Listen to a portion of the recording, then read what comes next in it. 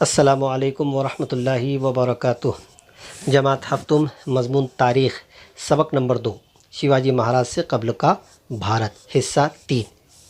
پیارے بچوں، سبق کے اس حصے میں ہم شیواجی مہاراج سے قبل ہندوستان کے اندر جو حکومتیں تھیں اس کے متعلق تفصیل سے معلومات حاصل کر رہے ہیں۔ ٹھیک ہے، تو آج ہم انشاءاللہ شروعات کریں گے یہاں سے، چاند بی بی سے۔ ٹھیک ہے، چلیے شروع کرتے۔ بسم اللہ الرحمن الرحیم۔ سن 1595 عیسوی میں مغلوں نے نظام شاہی کی راجدھانی احمد نگر پر حملہ کیا۔ کس نے حملہ کیا؟ مغلوں نے۔ کہاں حملہ کیا؟ راجدھانی پر۔ کون سی راجدھانی تھی؟ نظام شاہی کی، احمد نگر کی۔ ٹھیک ہے، مغل فوج نے احمد نگر کے قلعے کا محاصرہ کر لیا، یعنی چاروں طرف سے اس کو گھیر لیا۔ محاصرہ کرنا یعنی چاروں طرف سے گھیر لینا۔ احمد نگر کے حسین نظام شاہ کی بہادر بیٹی چاند بی بی نے نہایت بہادری کے ساتھ لڑتے ہوئے احمد نگر کے قلعے کی حفاظت کی۔ اسی دوران نظام شاہی سرداروں میں نا اتفاقی پیدا ہو گئی۔ اس نا اتفاقی کی وجہ سے انجام کار چاند بی بی کو قتل کر دیا گیا۔ چاند بی بی کے قتل کے بعد مغلوں نے احمد نگر کا قلعہ فتح کر لیا، لیکن وہ مکمل نظام شاہی سلطنت پر قبضہ نہ جما سکے۔ دیکھیے یہاں پر ہم لوگ سٹاپ کر رہے ہیں، نہ جما سکے۔ دیکھو بچوں، کیا ہوا تھا؟ مغلوں نے حملہ کیا کہاں پر؟ احمد نگر جو راجدھانی تھی وہاں پر۔ ٹھیک ہے، دیکھیے یہاں پر نظام شاہی کی جو راجدھانی تھی، اس کا جو صدر مقام تھا، اس کا جو سینٹر تھا، وہ تھا احمد نگر۔ اور اس احمد نگر کے جو حسین نظام شاہ کی بہادر بیٹی تھی جس کا نام تھا چاند بی بی، اس نے ان کا مغلوں کا مقابلہ کیا۔ اور جو ہے ہوا یہ بعد میں کہ اندر ہی اندر جو ہے وہاں کے اندر کے سرداروں میں نا اتفاقی پیدا ہو گئی، اور اس نا اتفاقی کی وجہ سے، آپس کے جھگڑے کی وجہ سے چاند بی بی کو قتل کر دیا گیا۔ چلیے اب ہم آگے بڑھتے ہیں رانی درگاوتی پر۔ ودربھ کا مشرقی حصہ، اس کے شمال میں مدھیہ پردیش، موجودہ چھتیس گڑھ کا مغربی حصہ، آندھرا پردیش کا شمالی حصہ اور اڑیسہ کا مغربی حصہ، یہ تھا گونڈون کا توسیعی علاقہ تھا۔ ایک جو گونڈون کی جو حکومت تھی اس کے زیر انتظام یہ علاقے تھے جو اوپر پڑھے گئے۔ اور راجپوتوں کے چندیل خاندان میں پیدا ہونے والی درگاوتی شادی کے بعد گونڈن کی رانی بنی۔ اب دیکھیے یہ راجپوت خاندان سے تھی، راجپوتوں میں سے تھی اور چندیل خاندان کی تھی، اور شادی کے بعد درگاوتی جو ہے وہ اس حکومت کی رانی بنی۔ انہوں نے عمدہ طریقے سے حکمرانی کی۔ عہد وسطیٰ کی تاریخ میں مغلوں کے خلاف رانی درگاوتی کی جنگ بڑی اہمیت کی حامل ہے۔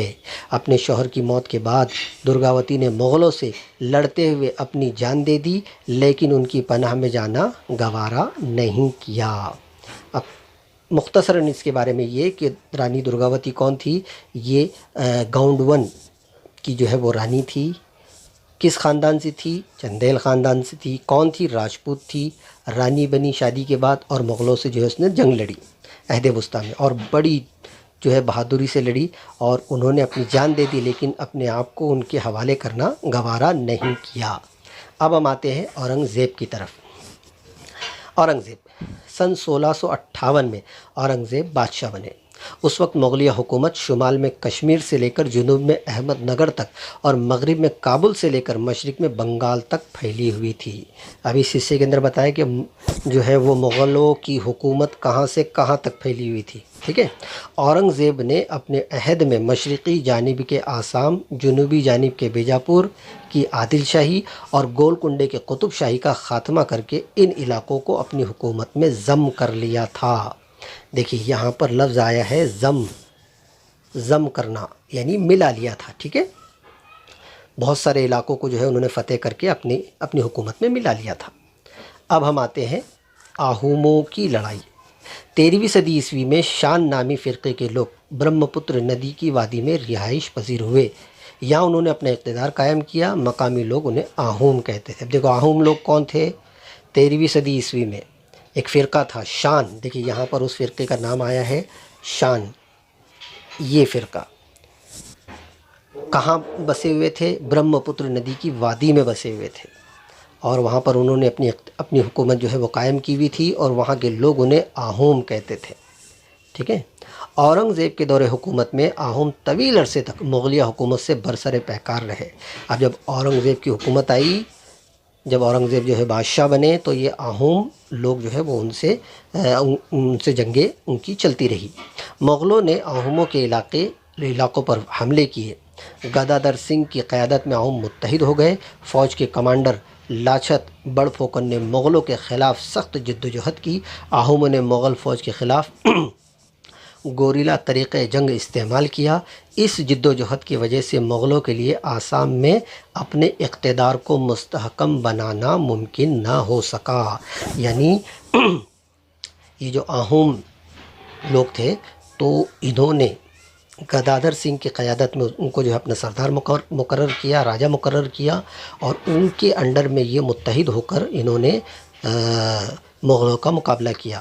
اور مقابلہ کرنے کے لیے گوریلا جنگ کا جو طریقہ ہوتا ہے، جو چھپ کر وار کرنا، اس طریقے پر انہوں نے مغلوں کے اوپر حملے کرتے رہے، جس کی وجہ سے مغلوں کو اپنے پیر جمانے میں وہاں پر بڑی دقتیں آئی، اور وہ وہاں پر یہ اپنی حکومت قائم نہیں کر سکے۔ کون؟ مغل لوگ۔ چلیے اب ہم آتے ہیں سکھوں سے لڑائی۔ سکھوں کے 90ویں مذہبی رہنما گرو تیغ بہادر نے اورنگ زیب کے ناقابل برداشت مذہبی طرز عمل کے خلاف سخت ناپسندیدگی کا مظاہرہ کیا۔ اب کس نے ناپسندگی کا مظاہرہ کیا؟ سکھوں کے 90 مذہبی رہنما گرو تیغ بہادر نے۔ اب اس کے نتیجے میں اورنگ زیب نے کیا کیا؟ اورنگ زیب نے انہیں قید کر کے 1675 میں ان کا سر قلم کروا دیا۔ اس کے بعد گرو گوبند سنگھ سکھوں کے رہنما بنے۔ گرو گوبند سنگھ نے اپنے پیرووں کو یعنی ماننے والوں کو متحد کیا، جمع کیا کر کے ان کے جنگجویانہ رجحان کو بڑھاوا دیا۔ انہوں نے جنگجو سکھ جوانوں کی ایک جماعت تیار کی، جسے خالصہ جماعت کہتے ہیں۔ دیکھیے یہاں پر لفظ آیا ہے خالصہ جماعت۔ آنند پور ان کا اہم مرکز تھا۔ اورنگ زیب نے سکھوں کے خلاف اپنی فوج روانہ کی، جس نے آنند پور پر حملہ کیا۔ سکھوں نے پرزور مزاحمت کی، یعنی اپنے بچاؤ میں وہ لڑے، لیکن ناکام رہے۔ اس کے بعد گرو گوبند سنگھ جنوب کی طرف چلے گئے۔ سن 1708 میں ناندیڑ کے مقام پر ان پر حملہ ہوا، جس کے نتیجے میں ان کا انتقال ہو گیا۔ کس کا انتقال ہو گیا؟ گرو گوبند سنگھ کا۔ کہاں پر؟ ناندیڑ میں۔ کب؟ 1708 میں، ٹھیک ہے۔ اب راجپوتوں سے لڑائی۔ اکبر نے اپنے دوستانہ رویے کی بنا پر راجپوتوں کا تعاون حاصل کر لیا تھا۔ دیکھیے یہاں پر پھر سے میں بتاتا ہوں، اکبر جو بادشاہ بنے تھے مغلوں کے، تو اکبر نے اپنے دوستانہ رویے کی بنا پر، یعنی انہوں نے جو ہے راجپوتوں کے ساتھ میں ایک دوستی کا ماحول قائم کیا تھا، اور اس وجہ سے انہوں نے راجپوتوں کا تعاون حاصل کر لیا تھا، یعنی راجپوتوں کی جو ہے وہ مدد حاصل کر لی تھی۔ لیکن اورنگ زیب کو راجپوتوں کا تعاون حاصل نہ ہو پایا۔ اب راجپوتوں کی جو مدد ہے وہ کس کو حاصل ہوئی؟ اکبر کو ہوئی، لیکن اورنگ زیب کو یہ مدد حاصل نہ ہو سکی۔ مارواڑ کے راجہ جسونت سنگھ کی موت کے بعد اورنگ زیب نے ان کی ریاست کو اپنی حکومت میں ضم کر لیا، ملا لیا۔ درگا داس راٹھوڑ نے راجہ جسونت سنگھ کے کمسن بیٹے اجیت سنگھ کو مارواڑ کی گدی پر بٹھا دیا۔ درگا داس نے مغلوں کے خلاف جدوجہد کی۔ درگا داس کی مزاحمت کا مقابلہ کرنے کے لیے اورنگ زیب نے شہزادہ اکبر کو مارواڑ روانہ کیا۔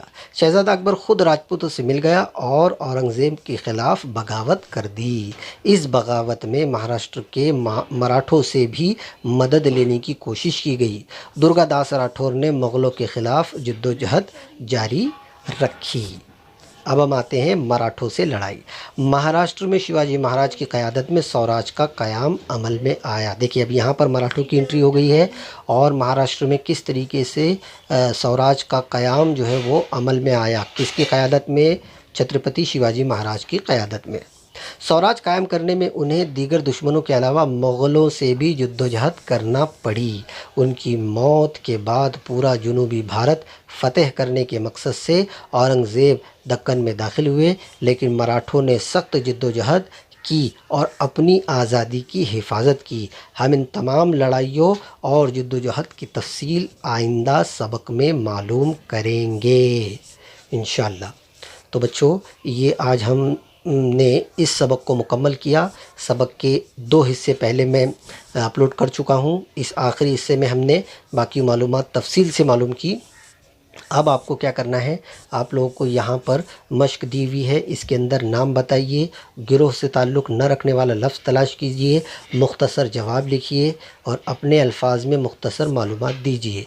इतनी मशक़ें करनी है, बाकी की ये नीचे के मशक़ें करने की भी फ़िलहाल ज़रूरत नहीं है। बस इतना काम अपनी CW में अच्छी तहरीर में मुकम्मल करना है। कोशिश कीजिए सबक के अंदर से जवाबात तलाश कीजिए और ख़ुद से ढूंढ कर जवाबात लिखिए। ढूंढेंगे तो इंशाल्लाह सब मिलेगा, ठीक है। और जो बच्चे बिल्कुल जिनको जवाबात नहीं मिल रहे हैं उनके लिए हेल्प के तौर पर मैं जो इमेजेस इंशाल्लाह स्कैन करके सेंड करूँगा वो उसमें से मदद ले सकते हैं। लेकिन ज़्यादा से ज़्यादा बच्चे कोशिश करें कि ख़ुद से जवाबात तलाश करके लिखें, ठीक है। चलिए, आज के इस सेशन में इतना ही। इंशाल्लाह फिर मुलाकात होगी अगले वीडियो में। तब तक के लिए शुक्रिया।